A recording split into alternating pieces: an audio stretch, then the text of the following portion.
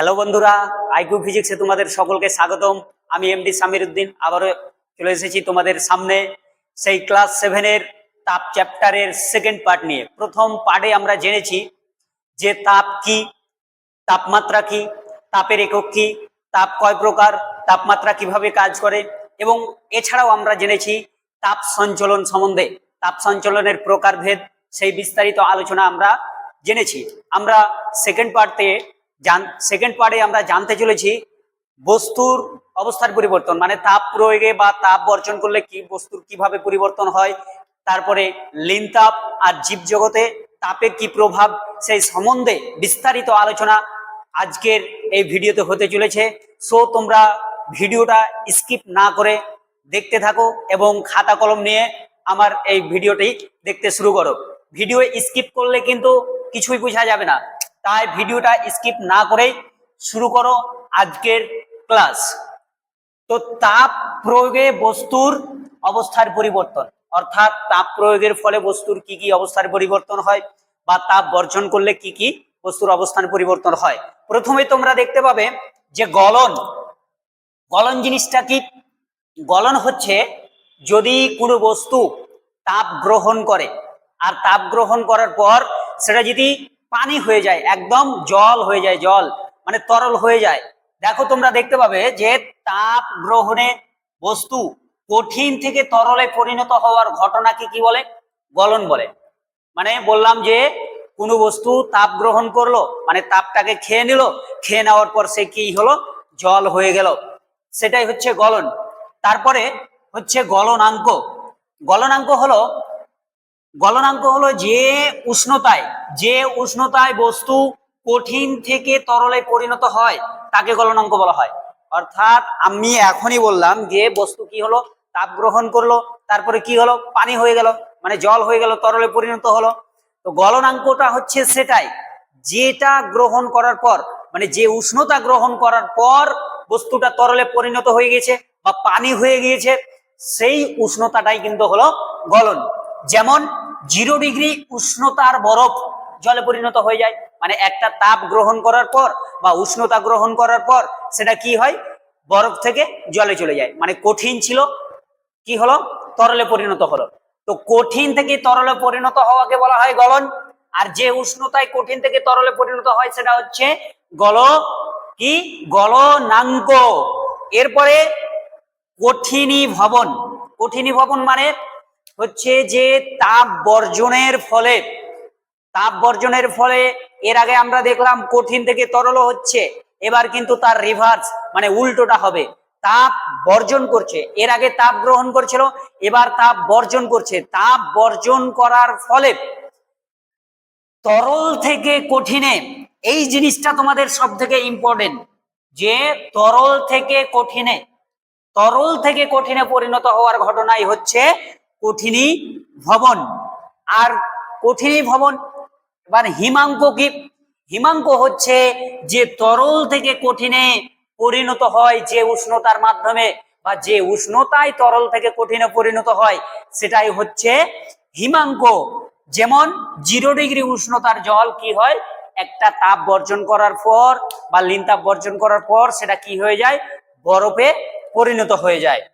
তো বললাম যে তরল থেকে কঠিনে পরিণত হওয়ার ঘটনাই হচ্ছে কঠিনীভবন, আর তরল থেকে কঠিনে পরিণত হওয়ার জন্য যে উষ্ণতা লাগছে সেই উষ্ণতাটাই হচ্ছে হিমাঙ্ক। যেমন 0 ডিগ্রি উষ্ণতার জল বরফে পরিণত হচ্ছে। এরপরে দেখো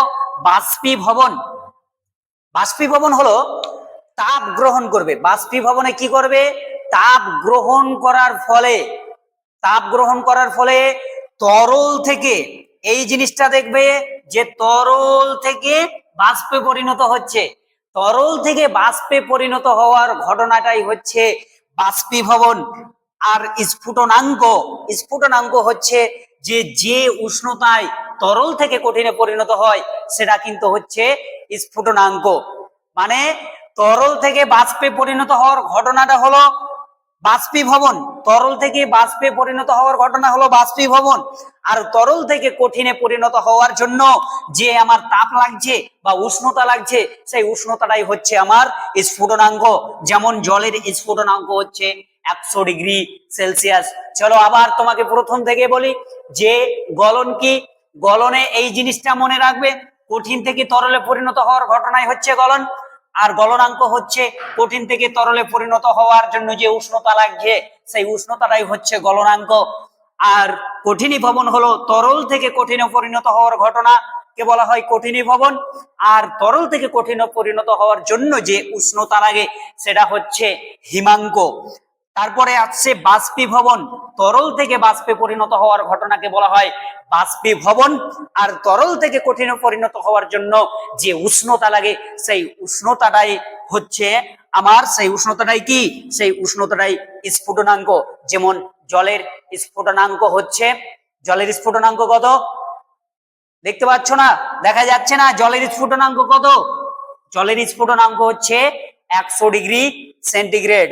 তোমরা কি করো, তোমার বন্ধুদের কাছে শেয়ার করে দাও এরকম ভিডিও পেতে। খুব কষ্ট, অনেক কষ্ট করে কিন্তু এগুলো প্রিপারেশন করতে হয়, রেডি করতে হয়, অনেক কষ্ট হয় ভিডিও করতে। তোমরা সাবস্ক্রাইব করতে ভুলো না এবং ভিডিওটাকে লাইক কমেন্ট শেয়ার করে দাও, যাতে করে তোমার বন্ধুরাও এইরকম ধরনের একটা ক্লাস উপভোগ করতে পারে একদম ফ্রিতে। তার জন্যই তোমাদের সামনে হাজির হয়েছে এরকম একটা ইউটিউব চ্যানেল নিয়ে, YouTube channel IQ physics 2006। So তোমরা কি করো, তাড়াতাড়ি চ্যানেলটাকে সাবস্ক্রাইব করো এবং এরকম ক্লাস পেতে পাশে থাকো। এরপরে দেখো ঘনীভবন। ঘনীভবন হলো যে তাপ বর্জনের ফলে গ্যাস থেকে তরলে পরিণত হওয়ার, এই লাইনটা এই জায়গাটা দেখবে, গ্যাস থেকে তরলে পরিণত হওয়ার ঘটনাকে ঘনীভবন বলা হয়। তাপ বর্জন, বর্জন কথাটা তো বারবার বলছি, বর্জন মানে বুঝতে পারছো তো? বর্জন মানে কি, ত্যাগ করে দেওয়া, মানে কোনো কিছু ছেড়ে দেওয়া। তো তাপটাকে ছেড়ে দেওয়ার পরে গ্যাস থেকে তরলে পরিণত হবে, মানে একটা গ্যাস আছে, সেটা যেই হোক না কেন বাষ্প হয়, সেই গ্যাসটাকে কি করছে, তরলে পরিণত করছে, পানিতে রূপান্তর করছে, সেটাকে কি বলা হচ্ছে ঘনীভবন। এরপরে তুমি দেখো ঊর্ধ্বপাতন। ঊর্ধ্বপাতন কথার মধ্যেই লুকিয়ে রয়েছে ঊর্ধ্বপাতন। ঊর্ধ্বপাতন মানে কি, উপরে চলে যাবে। তো সে কোথা থেকে উপরে যাবে সেই জিনিসটাই তোমাকে লক্ষ্য রাখতে হবে। কঠিন থেকে সরাসরি গ্যাসে পরিণত হবে, মানে কঠিন থেকে সরাসরি সে গ্যাসে যাবে। এর আগে আমরা দেখেছিলাম তরল থেকে গ্যাসে গিয়েছে, কিন্তু এখানে দেখছি যে কঠিন থেকে সরাসরি কিন্তু গ্যাসে পরিণত হচ্ছে। তো ঊর্ধ্বপাতন হলো তাপ গ্রহণের ফলে কঠিন থেকে সরাসরি গ্যাসে পরিণত হওয়ার ঘটনাকে কি বলা হয়, ঊর্ধ্বপাতন বলা হয়। এবার দেখো বাষ্পায়ন। বাষ্পায়ন হলো যে কোনো উষ্ণতায় তরলের উপরিতল থেকে বাষ্পে পরিণত হওয়ার ঘটনা হলো বাষ্পায়ন। এখানে কিন্তু দেখবে যে কোনো উষ্ণতায় কথাটা উল্লেখ করা রয়েছে, এইটা কিন্তু মেন, বাষ্পায়নের এই জায়গাটা তোমার মেন। যে কোনো উষ্ণতায় কথাটা যদি উল্লেখ না করো তাহলে তোমার স্যার কিন্তু পরীক্ষায় নাম্বার দিবে না। তাই তোমাকে বাষ্পায়ন যদি কাকে বলে বা বাষ্পায়ন কি পরীক্ষায় আসে, তাহলে তোমাকে লিখতে হবে যে কোনো উষ্ণতায়, সেটা 1 ডিগ্রি হতে পারে, 2 ডিগ্রি হতে পারে, 100 ডিগ্রি হতে পারে, যে কোনো উষ্ণতায় তরলের উপরিতল থেকে বাষ্পে পরিণত হওয়ার ঘটনাকে কি বলা হয়, বাষ্পায়ন বলা হয়। তারপরেই তুমি চলে যাও স্ফুটনের ক্ষেত্রে। কেন এই কথাটা বললাম যে কোনো উষ্ণতায়, তুমি স্ফুটনের ক্ষেত্রে দেখতে পাবে বলেছে যে একটি নির্দিষ্ট উষ্ণতায় আমরা বাষ্পায়নের ক্ষেত্রে কি দেখলাম, যে কোনো উষ্ণতায়। আর স্ফুটনের ক্ষেত্রে বলছে যে একটি নির্দিষ্ট উষ্ণতায় কি হবে, তরলের সমগ্র অংশ থেকে গ্যাসে পরিণত হবে। এটা ছিল তরলের উপরিতল থেকে, আর এটা হচ্ছে তরলের সমগ্র অংশ থেকে বাষ্পে পরিণত হচ্ছে। তো স্ফুটন কাকে বলে, স্ফুটন যদি কাকে বলে পড়ে, তাহলে বলতে হবে যে একটি নির্দিষ্ট উষ্ণতায় তরলের সমগ্র অংশ থেকে গ্যাসে পরিণত হওয়ার ঘটনাকে কি বলা হয়, স্ফুটন বলা হয়। স্ফুটন কাকে বলে, একটি নির্দিষ্ট উষ্ণতায় তরলের সমগ্র অংশ থেকে সরাসরি গ্যাসে পরিণত হওয়ার ঘটনাকে কি বলা হয়, স্ফুটন বলা হয়। এরপরে তোমাদের সব থেকে যেটা ইম্পর্টেন্ট চ্যাপ্টার বা সব থেকে তোমার যেটা মনে করার বিষয়, পরীক্ষায় 100% আসার চান্স রয়েছে, উষ্ণতা মানে লিন তাপ কাকে বলে বা লিন তাপ কি, পরীক্ষায় 100% চান্স রয়েছে। তাই তোমাদের লিন তাপ জিনিসটা কিন্তু ভালো করে পড়তে হবে। আগে বলেছি ভিডিও স্কিপ করলে কিন্তু কোনো কিছু বোঝা যাবে না, সো শেষ পর্যন্ত ভিডিওটা দেখতে থাকো। আর ছোট্ট ছোট্ট জিনিসগুলো ঊর্ধ্বপাতন, ঘনীভবন, বাষ্পায়ন, স্ফুটন, লিন তাপ, এই ছোট ছোট জিনিসগুলো তোমরা শিখে নাও। তো পরীক্ষার জন্য বললাম লিন তাপ খুবই একটা গুরুত্বপূর্ণ টপিক। তো লিন তাপ কি সেটা আগে জানো। লিন তাপ হলো এটা উষ্ণতা অপরিবর্তিত রাখবে। লিন তাপ উষ্ণতাকে অপরিবর্তিত রেখে কোনো একটা বস্তুর অবস্থার পরিবর্তন করে দেবে। উষ্ণতা অপরিবর্তিত রেখে একক ভর সম্পন্ন কোনো বস্তুর অবস্থার পরিবর্তন করতে যে পরিমাণ তাপ গ্রহণ বা বর্জন করতে হয় তাকেই ওই পদার্থের লিন তাপ বলে। এখনই বললাম উষ্ণতার কোনো পরিবর্তন হবে না, উষ্ণতার অপরিবর্তিত রেখে একটা বস্তু কি হবে, তাপ গ্রহণ করবে বা তাপ বর্জন করবে। তাপ গ্রহণ বা বর্জনের দ্বারা তার অবস্থার পরিবর্তন হবে। দেখা গেল আমার কাছে একটা বরফ রয়েছে, আমি ধরে নিলাম এই তিনটা মার্কার মিলে আমার কাছে একটা বরফ রয়েছে। বরফের উষ্ণতা কত? 0°C। এই 0°C উষ্ণতাকে আমি অপরিবর্তিত রাখবো, মানে একে 0°C জলে রূপান্তর করব। এবার 0°C বরফ 0°C জলে রূপান্তর করতে গেলে আমাকে কি লাগবে? তাপ লাগবে। তাপটা যে গ্রহণ করবে বা বর্জন করবে, এই উষ্ণতা অপরিবর্তিত রেখে তাপ গ্রহণ বা বর্জন করার পর বস্তুর অবস্থার পরিবর্তন হয়। সেটা আগে কঠিনে ছিল, বরফ মানে কঠিন, আর কঠিনে ছিল সেটাকে কি হয়ে গেল? পানিতে হয়ে গেল, মানে তরলে পরিণত হলো, জলে চলে গেল। তো এই যে উষ্ণতা অপরিবর্তিত রেখে আমি কি করলাম? তাপটাকে গ্রহণ করলাম। গ্রহণ করার পর আমার যে বরফটা ছিল সেই বরফটা কিন্তু জলে হয়ে গেল। কিন্তু আমাদের যে জলের উষ্ণতা কিন্তু 0°C রয়েছে, আর বরফের উষ্ণতা কত ছিল? 0°C, কিন্তু তার অবস্থার পরিবর্তন হয়ে গেছে। ভালো করে দেখবে, এটার সংজ্ঞাটা তোমাদের বইয়ে দেখবে অনেক বড় করে হয়তো ঘুরিয়ে পেঁচিয়ে লেখা রয়েছে। আমি একটি বাক্যের মাধ্যমে আমি সংজ্ঞা লিখে দিয়েছি, তোমরা ভালো করে দেখে নাও যে উষ্ণতা অপরিবর্তিত রেখে একক ভর সম্পূর্ণ কোনো বস্তুর অবস্থার পরিবর্তন করতে যে পরিমাণ তাপ গ্রহণ বা বর্জন করতে হয় তাকেই ওই পদার্থের লিন তাপ বলা হয়। সব থেকে সহজ ভাষায় যেটা লিখা দেওয়া সম্ভব আমি লিখিয়ে দিয়েছি, তোমরা খাতা কলম নিয়ে নোট ডাউন করে নাও, লিখে নাও। যেমন আমি বললাম যে বরফ গলনের লিন তাপ 80 ক্যালোরি পার গ্রাম। বরফের উষ্ণতার কিন্তু পরিবর্তন হয় না, সে কিন্তু 0°C থাকে, কিন্তু স্যার কি হয়? সে তাপ গ্রহণ করে। তাপ গ্রহণ কতটা করে? 80 ক্যালোরি পার গ্রাম, মানে 1 গ্রামে 80 ক্যালোরি তাপ সে গ্রহণ করে। তারপরে হচ্ছে জলের বাষ্পীভবনের লিন তাপ কত? 537 ক্যালোরি পার গ্রাম। এই ছোট ছোট জিনিসগুলো কিন্তু তোমাদের মনে রাখতে হবে। যে যদি বলে বরফের বরফ বরফ বরফ গলনের লিন তাপ কত, তাহলে তোমাকে বলতে হবে 80 ক্যালোরি পার গ্রাম। বাষ্পীভবনের লিন তাপ কত, তাহলে তোমাকে বলতে হবে 537 ক্যালোরি পার গ্রাম। তো এইভাবে কিন্তু তোমাদের ছোট ছোট জিনিসগুলো মনে রাখতে হবে। চল বন্ধ করে।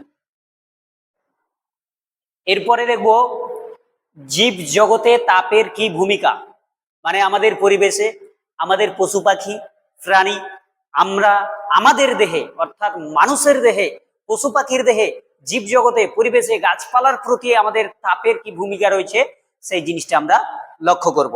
প্রথমেই দেখবে লিখে রেখেছি যে গরমে খরা পড়ে যায়, অর্থাৎ কি হয়? গরমের সময় আমাদের মাটি থেকে যে জল, সেই জলটা বাষ্প হয়ে আকাশে উঠে যায়, ফলে গরমের সময় খরা পড়ে যায়। খরা পড়ে যাওয়ার কারণে কি হয়? বিভিন্ন যে গাছপালা রয়েছে সেই গাছপালাগুলো মরে যায়। অনেক রকমের পশু পাখি, কীট পতঙ্গ, কেঁচো থেকে শুরু করে অনেক ধরনের প্রাণী কিন্তু গরমের কারণে মারা যায়। ফলে পরিবেশের ভারসাম্য নষ্ট হয় যদি অতিরিক্ত তাপমাত্রা বেড়ে যায়। এরপরে দেখবে যে শীতকালে কি হয়? শীতকালে কি করে পশু পাখিরা? ডানা আর তাদের যে শরীরের লোম রয়েছে সেই লোমগুলো কিন্তু মেলে রাখে, কারণ তারা কি করে? তাপমাত্রা থেকে বা শীতকালে অতিরিক্ত তাপ থেকে তারা বাঁচতে কি করে? ডানাগুলো মেলে দেয়। এই যে আমাদের পরিবেশে তাপের যে প্রভাব, গরমের সময় খরা পড়ছে, শীতকালের সময় কি হচ্ছে, আবার কি হচ্ছে? তখন পশু পাখিরা ডানা মেলে নিজেদেরকে বাঁচানোর চেষ্টা করছে, মানে অস্তিত্বের জন্য সংগ্রাম করছে।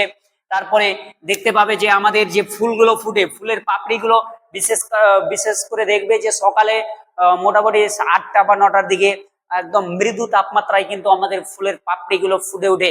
এবার কথা হলো যে আমাদের তাপমাত্রা কি আমাদের পরিবেশে তাহলে ক্ষতিই করছে না? কেন ক্ষতি করবে? গরমে খরা পড়ে যায়, অবশ্যই এটা এক ধরনের ক্ষতি।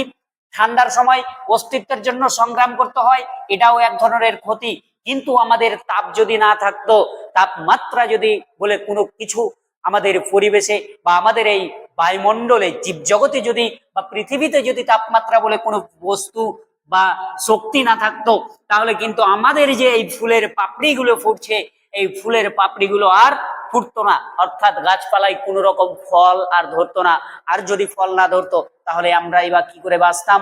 আর বিভিন্ন যে জীবজন্তু রয়েছে সেই জীবজন্তুই কি করে বাঁচতো? তো অতএব আমাদের পরিবেশে অনেক ধরনের ফ্যাসিলিটি বা অনেক ধরনের সুবিধা অসুবিধা রয়েছে। জীবজগতে তাপের ভূমিকা, অর্থাৎ আমাদের জীবজগতে তাপের অধিক অধিক একদম আনলিমিটেড ভূমিকা রয়েছে। তাই সবকিছু ভিডিওর মাধ্যমে বলা সম্ভব নয় ইত্যাদি বলে আমি আমার যে সিলেবাস তাপ চ্যাপ্টার শেষ করছি। আবারও আমরা আসব পরবর্তী কোনো একটা চ্যাপ্টার নিয়ে। তোমরা ভালোভাবে নোট ডাউন করে নেবে এবং কি করবে, ভিডিওটাকে বেশি বেশি করে শেয়ার করো যাতে করে তোমরা বন্ধুরাও এই ভিডিওটা দেখতে পায়। সাবস্ক্রাইব করে দাও। আগেই বলেছি যে ভিডিও করতে প্রচুর কষ্ট হয়, তোমাদের সুবিধার্থে যাতে করে তোমরা ইউটিউব যে প্ল্যাটফর্ম রয়েছে এই ইউটিউব প্ল্যাটফর্মে যাতে করে তোমরা খুব সহজেই ফ্রিতে এইরকম ধরনের ইউটিউবে এইরকম ধরনের ক্লাস পেতে পারো। এবং যারা গরিব রয়েছে, যারা পড়াশোনা করতে পারে না, বিভিন্ন প্রাইভেট স্কুলে 500,000 টাকা মাসে বা 500,000 টাকা দিয়ে প্রতিটা ক্লাসে টাকা দিতে পারে না, তাদের জন্য কিন্তু ইউটিউব বিশাল বড় একটা প্ল্যাটফর্ম। আর আমাদের মতোই শিক্ষকরা কিন্তু এসে এই ইউটিউবে ভিডিও ছাড়ে। তাদের এই দুই একটা পরিশ্রমের ফলাফল তোমরা দিয়ে দেখিয়ে দাও, সেটা হলো লাইক করে দাও, শেয়ার করে দাও, কমেন্ট করে দাও আর ভিডিওটাকে সাবস্ক্রাইব করে দাও। এটাই, আর কিছু চাই না আমরা তোমাদের কাছ থেকে। ওকে, ধন্যবাদ, বেস্ট অফ লাক, সবাই ভালো থাকো। আবারও আসছি আমরা নতুন একটা চ্যাপ্টার নিয়ে এই আইকিউ ফিজিক্সের তরফ থেকে তোমাদের সকলকে অনেক অনেক ধন্যবাদ ভিডিওটি শেষ পর্যন্ত দেখার জন্য।